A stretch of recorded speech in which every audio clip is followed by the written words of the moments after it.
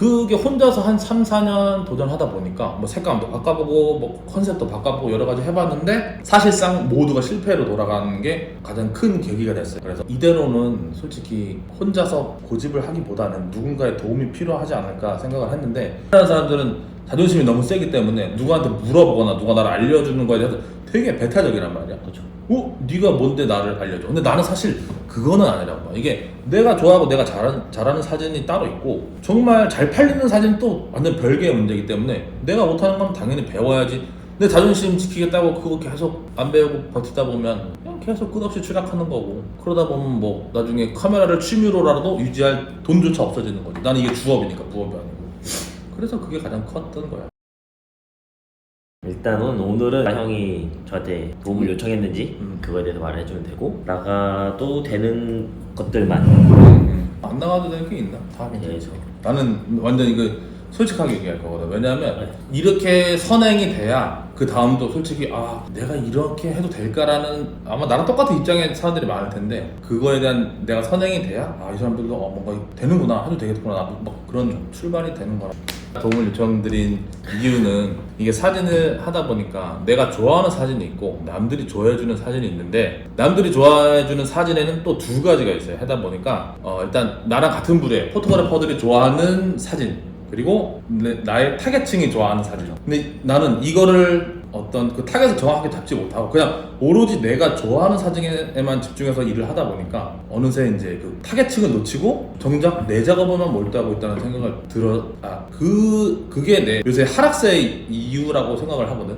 왜냐하면 어쨌든 난 남자이기도 하고 본인이 좋아하는 사진만 계속 고집하다 보니까 이게 사진의 트렌드는 바뀌고 있는데, 내가 옛날부터 계속 쭉 해왔던 사진은 뭐 딱 어떤 배경에 서서 그 배경 예쁘게 구도를 맞춰서 거기에 걸맞는 포즈를 취하고 마주보거나 카메라를 보거나 뭐 걷거나 이렇게 간단한 촬영이었는데, 요즘의 트렌드는 사람들이 막 움직이는 와중에 뭐 앵글이 흔들리기도 하고 뭐 진짜 삐딱하게 찍기도 하고, 아니면 우리는 얼굴 정면, 측면 이거 외에는 거의 찍어본 적이 없는데 뒷모습을 많이 찍기도 하고. 그러니까 이게 처음에는 난 이게 내가 누구인지 알아볼 수도 없는 사진을 왜 굳이 내 웨딩 사진에 넣어, 이건 장사가 안 될 거라고 판단을 했었는데, 진짜 보기 좋게 이 사진이 엄청 흥행을 하기 시작하면서 이제 내가 뭔가 다른 시각을 가져야겠다라는 생각을 했었고, 그게 혼자서 한 3, 4년 도전하다 보니까 뭐 색감도 바꿔보고 뭐 컨셉도 바꿔보고 여러 가지 해봤는데 사실상 모두가 실패로 돌아가는 게 가장 큰 계기가 됐어요. 그래서 이대로는 솔직히 혼자서 고집을 하기보다는 누군가의 도움이 필요하지 않을까 생각을 했는데,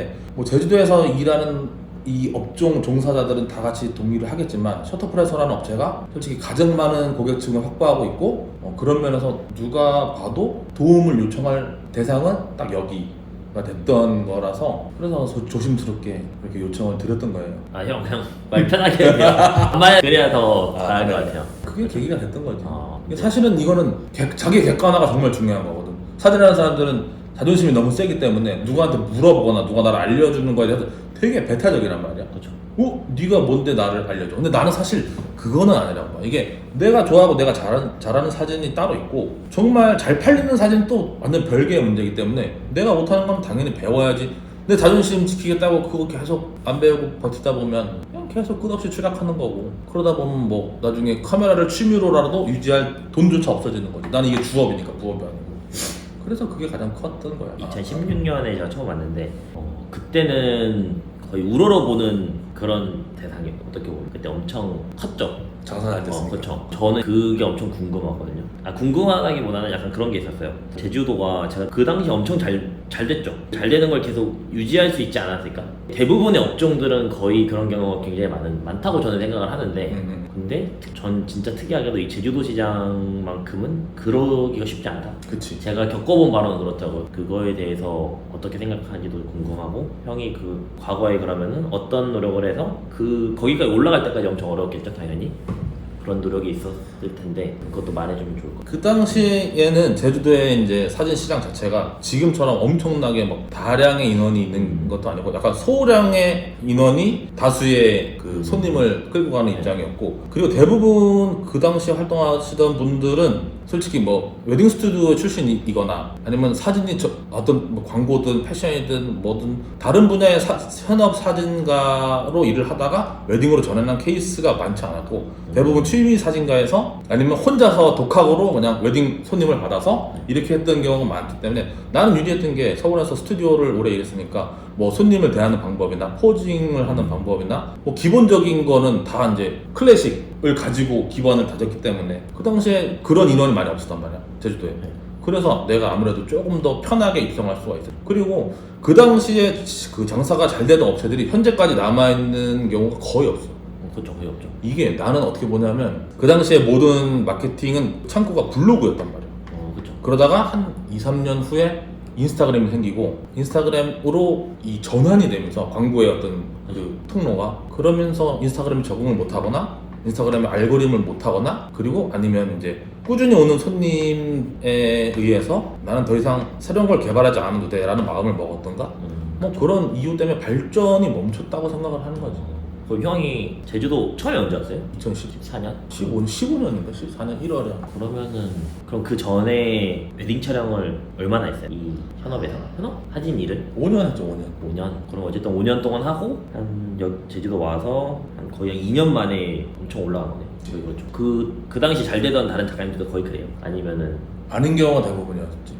어떤 사람은 쇼핑몰을 하다가 온 사람도 있었고 그냥 풍경 사진 찍다가 잘 된 케이스도 있었고 그 다음엔 대부분은 이제 취미 사진으로 하던가 아니면은 그 혼자서 어떻게 뭐 연습을 했는지 오픈을 해서 처음부터 이제 아예 자기가 어떤 과정을 거치지 않고 바로 그냥 오픈을 해버려서 잘 된 케이스도 있어. 대부분은 그러니까 스튜디오 출신이 그 당시에는 많지 정말 그 당시에 많지 않았는데 웃긴 게 스튜디오 출신이라 하더라도 와서 자리를 못 잡은 경우도 있었고 그러니까 이게 약간 뭐 단순히 실력이나 뭐 어떤 게 문제가 아니라 운때도 좀 맞아야 되고 이게 어떤 게 100이다 뭐 이렇게 얘기할 수는 없어 솔직히.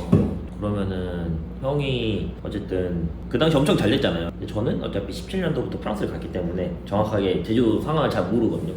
17년부터 20년 사이에 그때는 어땠어요? 그때도 잘 됐지. 꾸준히 별로 문제가 없었어요? 16년 이후부터 계속 오픈하고 네. 네가 오기 전까지 문제가 없었지. 네가 와서 문제가 생긴 건 아니고. 그래? 언제부터 그런 변화가 있었다고 해야 되나? 그런 게 있었어요? 코로나 때 이제 해외를 못 가서 국내 손님들이 그렇죠, 다 제주도로 제주도로 확 유입이 되면서 포토그래퍼들도 제주도에서 장사를 해야겠다 약간 이런 마인드로 많이들 내려왔단 말이야.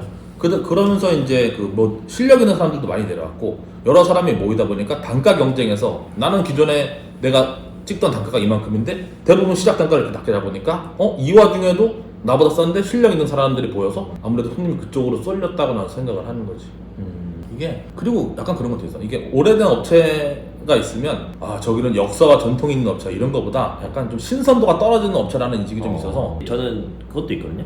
오래된 곳이면 그걸 더 살리는 방법도 있을 수도 있잖아요. 그 생각은 안 해봤어요? 나는 그게 가장 베스트라고 보는데 사실 이것저것 다 시도를 하면서 내 기존의 브랜드를 가지고 어떻게든 끌고 나가려고 했는데 뭐 이걸 해도 안 먹히고 저걸 해도 안 먹히고 하면서 그냥 사실은 지친 거지. 그게 한 3, 4년 됐으니까 이것저것 다 해보고 근데 돈이 없는 와중에 소품 사다가 이거 해보고 저거 사다 이거 해보고 뭐 다른 필터도 써보고 뭐 다 해봤는데 카메라도 브랜드도 바꿔보고 결국에는 나는 해법을 못 찾아. 제가 처음에 왔을 때는 어쨌든 형이 잘 되는 상황이었기 때문에 어떻게 보면 형이 유행을 이끌었다고 볼 수 있잖아요. 그 당시에는 그 당시에 잘 되던 어쨌든 그런 스타일이 있잖아요. 근데 내 스타일대로 찍는 업체는 거의 없었어. 나는 철저하게 인물 위주로 막 50mm, 85mm 두 가지 렌즈로 찍던 사람이고 나머지는 뭐 1635나 이렇게 제주 정말 풍경의 사람 이렇게 담았고 나는 사람 이렇게 담던 사람이랑 그게 좀 어떻게 보면 이것 때문에 실패했나라는 생각도 했었거든. 이게 제주도까지 왔는데 이 사람만 잘 나오게 찍으면 결국에 어딘지 잘 구분도 못할까 약간 이런 의미가 없으니까. 그래서 내가 내가 가장 주력 렌즈가 85mm였는데 이걸 아예 팔아버렸어.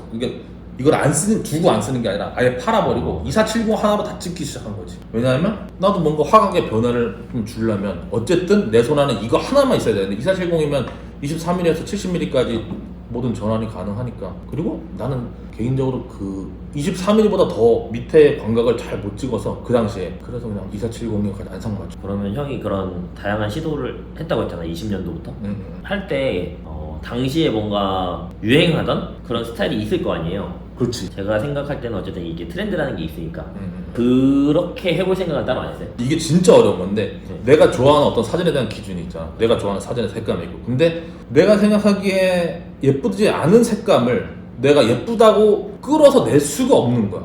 이게 네. 무슨 말인지 알아? 네, 뭔지 알아요. 그게 가장 어려운 거죠. 그 당시에는 약간 판타스틱한 톤에, 그러니까 그렇죠. 네. 실생활에 볼 수 있는 이런 노을이 아니라 막 주황색, 보라색 노을, 맞아요. 이런 거에 대해서 나는 솔직히 공감을 하지 못했었거든. 근데 그게 엄청 장사가 되는 톤이었고, 맞아요. 난 그걸 이제 결국엔 설득을 못한 거지. 설득 당하지 못한 거지. 그걸 해볼 생각은 안 했어요. 해봤는데 네. 이게 내가 하면서 예쁘다라는 선에서 딱 멈추고 어떤 이런 행위가 돼야 되는데 예쁘다라는 선이 없이 그냥 계속 가니까 어떤 기준을 못 잡겠는 거야. 이게 가장 힘들었어. 보라색 톤 해볼까? 처음에 켈빈 올리다가 밑에 틴트 올리니까 보라색 나오네? 근데 이거 내 기준에 안 돼. 계속 이게 내가 내 발목 잡는 거지. 그거를 근데 이제 이거를 하려면 그걸 버려야 되거든요. 그치.